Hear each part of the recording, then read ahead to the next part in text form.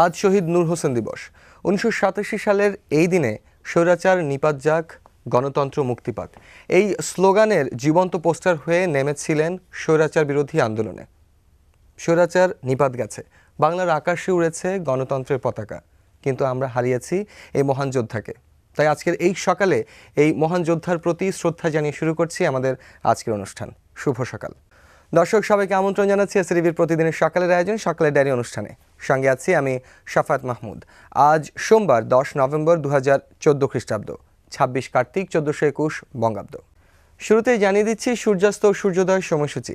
আজ ঢাকায় সূর্যাস্ত হবে 5টা বেজে 15 মিনিটে এবং আগামীকাল সূর্যোদয় হবে 6টা বেজে 10 মিনিটে। আজ সারা দেশে সম্ভাব্য সর্বোচ্চ তাপমাত্রা থাকবে 29 ডিগ্রি সেলসিয়াস এবং সর্বনিম্ন তাপমাত্রা থাকবে 22 ডিগ্রি সেলসিয়াস। বাতাসে আর্দ্রতার পরিমাণ থাকবে 54%। জ্ঞান, বিজ্ঞান, প্রযুক্তি, শিল্প, শিক্ষা কিংবা সংস্কৃতি, এইসব প্রত্যেকটি জায়গার বিকাশে প্রতিনিয়ত যারা তাদের মেধা ও শ্রমের ফসলে আমাদের ঋদ্ধ করেছেন, তারা স্বমহিমায় বেঁচে থাকবেন চিরদিন, বেঁচে থাকবেন আমাদের হৃদয়ে, আমাদের চেতনায়। এবার জানিয়ে দিচ্ছি আজকের এই দিনে জন্মগ্রহণ করেছিলেন এরকম কিছু মানুষ এবং মৃত্যুবরণ করেছেন এই দিনে। 1728 সালে ইংরেজ নাট্যকার অলিভার গোল্ডস্মিথ, 1871 সালের এই দিনে প্রখ্যাত মার্কিন লেখক উইনস্টন চার্চিল এবং 1976 সালে স্প্যানিশ ফুটবলার সার্গিও গনজালেস জন্মগ্রহণ করেন। সেই সাথে আজকের দিনে মৃত্যুবরণ করেন 1987 সালে বাংলাদেশের গণতান্ত্রিক আন্দোলনের শহীদ নূর হোসেন। এবার জানিয়ে দিচ্ছি বিভিন্ন শিল্প ও সংস্কৃতির খবরাখবর। বেঙ্গল গ্যালারি অফ ফাইন আর্টসে চলছে সৈয়দ হাসান মাহমুদের শিল্পকর্মের প্রদর্শনী বিমূর্ত প্রশান্তি। প্রদর্শনী চলবে আগামী 15 নভেম্বর পর্যন্ত। ব্রনিয়া ক্যাফে ও গ্যালারিতে চলছে শিল্পী মাহবুবুল ইসলামের একক চিত্রকলা প্রদর্শনী অবচেতনের বহিঃপ্রকাশ। প্রদর্শনী চলবে আগামী 20 নভেম্বর পর্যন্ত। ধানমন্ডিস্থ দৃক গ্যালারিতে চলছে চিত্রকলা প্রদর্শনী আলু আঁধারের গল্প। প্রদর্শনী চলবে আগামী 22 নভেম্বর পর্যন্ত।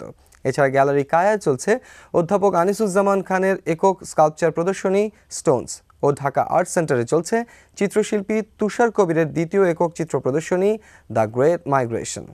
চলচ্চিত্র সমাজের দর্পণ, মানুষের সূক্ষ্ম থেকে সূক্ষ্মতর অনুভূতির জানালা চলচ্চিত্র, যা মানুষের শিল্প, সাহিত্য, জ্ঞান, বিজ্ঞান কিংবা পরিবার সব কিছুর মেধার বা প্রত্যেকটি জায়গায় বিচরণের একটি মাধ্যম, যেখানে বসে সব কিছু এক নজরে দেখতে পারে। এবং এই মাধ্যমটি হচ্ছে চলচ্চিত্র, মানুষের বিনোদনের সর্বোচ্চ মাধ্যমও বটে। তবে এই বিনোদনের আসল আনন্দ পেতে হলে আপনাকে যেতে হবে সিনেমা হলে। জানিয়ে দিচ্ছি আজ কোন কোন সিনেমা হলে চলছে কি কি সিনেমা। স্টার সিনেপ্লেক্সে চলছে পিঁপড়াবিদ্যা, how to train your dragon 2 3D, guardians of the galaxy 3D, 100 foot journey ও টার্জান 3D।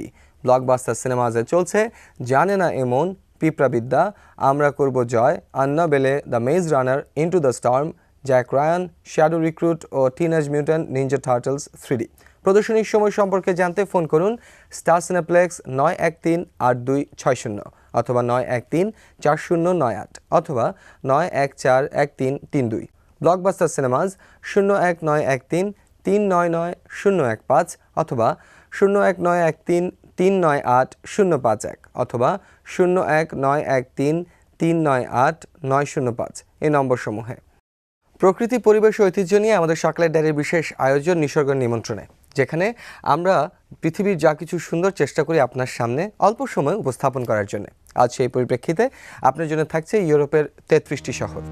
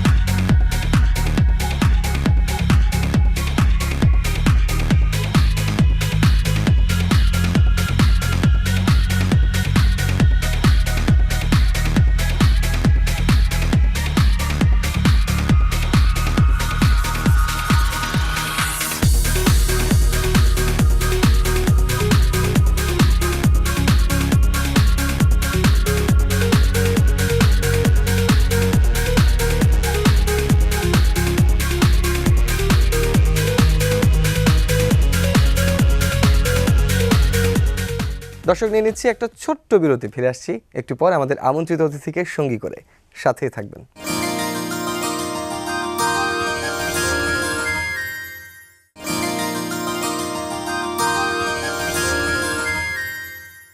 দর্শক, ফিরে এলাম আমাদের নিয়মিত আয়োজন মিষ্টি ভরে সৃষ্টি কথা নিয়ে।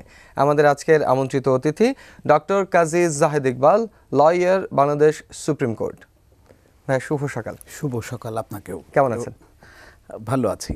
আচ্ছা, সকালের শুরুতেই মানে আমি এই সময়টায় আমি একটা জিনিস জানতে চাই আমার কৌতূহলের জায়গা থেকে, যে একজন লয়ারের সাথে ডক্টরেট, এটা আসলে আমি পরিচিত না, তো এটা একটু শুনতে চাই যে এটা কি একজন লয়ার আসলে ল প্রফেশনটাকে এভাবে দেখতে হবে যে এই প্রফেশনটা আপনার সময়ের একটা বড় অংশ আসলে এই প্রফেশন নিয়ে নেয়।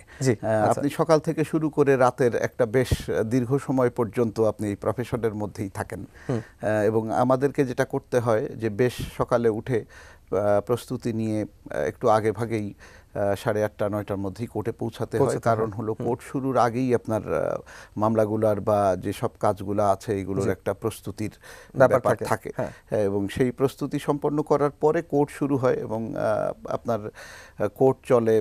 সুপ্রিম কোর্টের কথা যদি বলেন আপনি, এটি 4:15 পর্যন্ত এই কোর্ট চলতে থাকে, এবং 4:15-র পরে আপনি আবার চেম্বারে ফেরত আসবেন। তখন পরের দিনের যে কাজ, সেই কাজের প্রস্তুতি, আপনার মামলা প্রস্তুত করার প্রস্তুতি, ড্রাফটিং থাকে। এইভাবে দেখা যায় যে দীর্ঘ সময় ধরে আপনি প্রতিদিনেরই একটা সকাল থেকে শুরু করে একটা দীর্ঘ সময় পর্যন্ত আপনি রাতের এই প্রফেশনের মধ্যে থাকেন। ডাক্তারদের সাথে যদি তুলনা করেন, বলতে পারেন যে প্রায় একই ধরনের সময়ই আসলে ক্ষেপণ করতে হয়। ওনারা হয়তো রোগীদের জন্য এই সময়টা ব্যয় করেন, আমরা অন্য মানুষের জন্য এই সময় ব্যয় করি, কারণ এটাকে সার্ভিস হিসাবেই দেখা হয়।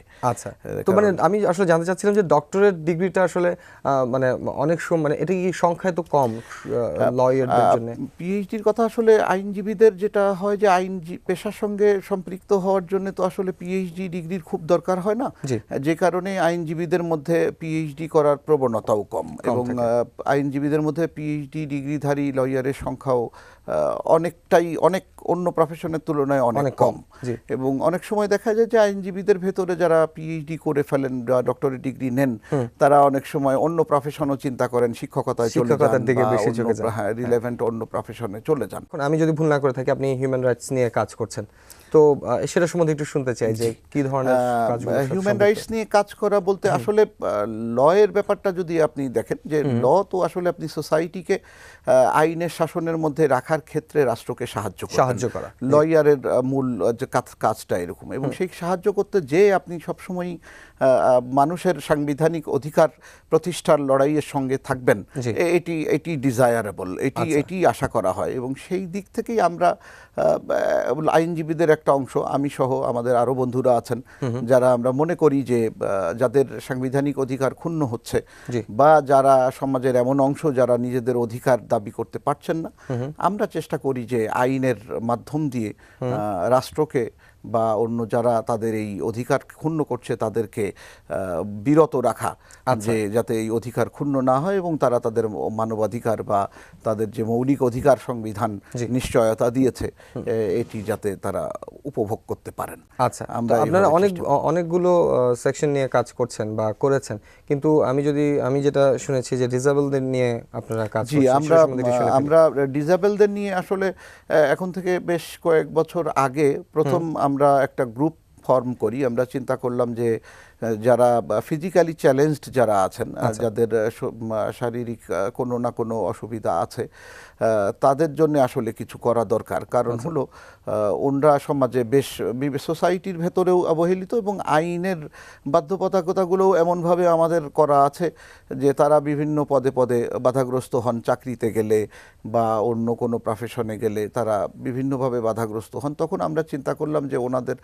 পক্ষে একটা আইনগত লড়াই করা দরকার, যাতে ওনারা ওনাদের অধিকার ফেরত পান। তখন আমরা দুভাবে এটাকে দেখলাম। একটা অ্যাডভোকেসি লেভেলে আমরা বিভিন্ন পর্যায়ে সাংবাদিক সম্মেলন করে বিভিন্ন জায়গায় আমাদের কথাবার্তা বলে আমরা চেষ্টা করলাম যে এটা এস্টাবলিশ করার জন্য যে এদের ভেতরে যারা উপযুক্ত তাদেরকে যেন রিজনেবল অ্যাকোমোডেশন শব্দটা আমরা ব্যবহার করলাম, যাদেরকে নেওয়া হয়। এবং একই সঙ্গে আমরা হাইকোর্টে দুটো মামলা করেছি। এই মামলার মাধ্যমে আমরা বলতে চেয়েছি যে এদেরকে অন্তত সরকারি চাকরিগুলোতে সুযোগ দেওয়া হোক, একটা কোটা তৈরি করে, যে এদের ভেতরে যারা যে জায়গাটাতে উপযুক্ত সেখানে যেন ওনাদের অ্যাকোমোডেশন হয়, তাদের মেধাটা যেন রাষ্ট্রের স্বার্থে কাজে লাগানো যায়। অবশ্যই আমরা আরো অনেক কথা শুনবো, তবে একটা ছোট্ট বিরতি নিতে হচ্ছে এখন। বিরতি থেকে ফিরে এসে আমরা সম্পূর্ণ কথা শুনছি। দর্শক, নিয়ে নিচ্ছে একটা ছোট্ট বিরতি, ফিরে আসছি একটু পরে আমাদের আমন্ত্রিত অতিথির অসম্পূর্ণ কথাগুলো সম্পূর্ণভাবে শুনবো বলে। সাথে থাকুন।